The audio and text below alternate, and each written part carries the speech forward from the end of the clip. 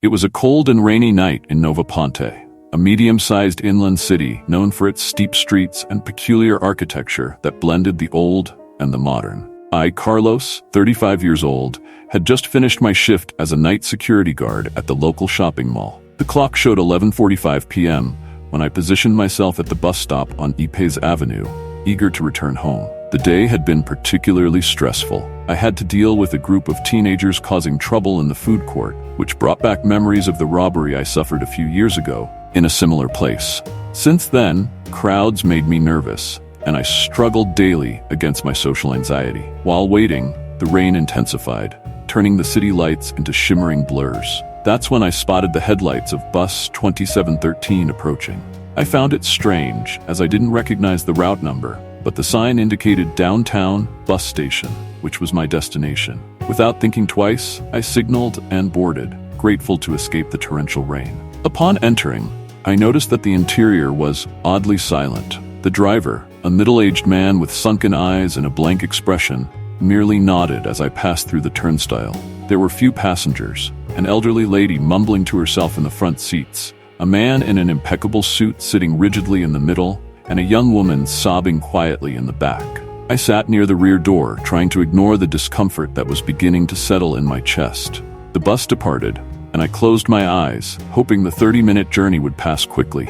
I don't know how much time had passed when I opened my eyes again. The streets outside were unfamiliar to me. The buildings looked older, almost in ruins, illuminated by a sickly yellow light. I looked at the clock.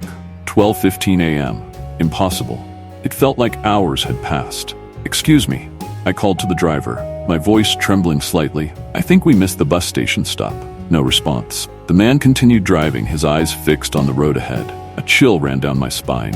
I looked at the other passengers. The elderly lady was now swaying back and forth, her mumbling increasing in volume. The man in the suit remained motionless, like a statue. The young woman in the back, where was she? My heart raced. I stood up, stumbling a bit as the bus made a sharp turn. "Hey, does anyone know where we are?" I asked, my voice echoing strangely inside the vehicle. The elderly lady turned slowly towards me. Her eyes were completely white. "We never stop, young man," she said in a voice that seemed to come from very far away. "The journey is eternal." I felt panic growing. This couldn't be real.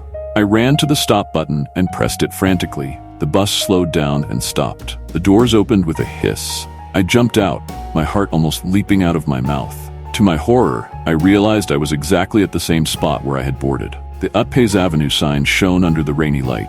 The square's clock still showed 11:45 p.m. Incredulous, I looked back. Bus 2713 was there, its doors open, inviting. The driver stared at me through the rearview mirror, his eyes now completely black. I could just leave, right? Walk home. Forget this madness. But something pulled me back. An invisible force, a fear of being left behind, of what? Against all logic, I boarded the bus again. The doors closed behind me with a final thud. As we advanced through the city, the streets became increasingly strange. Buildings twisted at impossible angles, lights flashed in hypnotic patterns. The hum of the engine seemed to penetrate my bones, increasing my disorientation.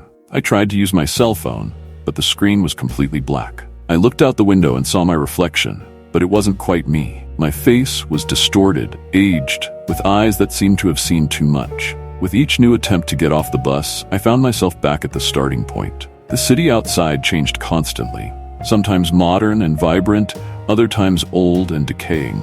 At times it seemed we were traveling through an infinite desert, at others through dense and gloomy forests. The other passengers also changed. The elderly lady sometimes disappeared, only to reappear in another seat. The man in the suit occasionally stood up and walked to the back of the bus, his movements mechanical and unnatural. In a moment of desperation, I grabbed the arm of the man in the suit. "Please help me," I begged. He turned slowly, his face unfolding like a mask, revealing nothing. An absolute void where features should have been. I screamed and stumbled backwards, falling into the aisle. That's when I noticed something under one of the seats. A backpack. My backpack. The one I was wearing on the day of the robbery. Years ago. Trembling, I picked up the backpack. Inside, I found an old photo.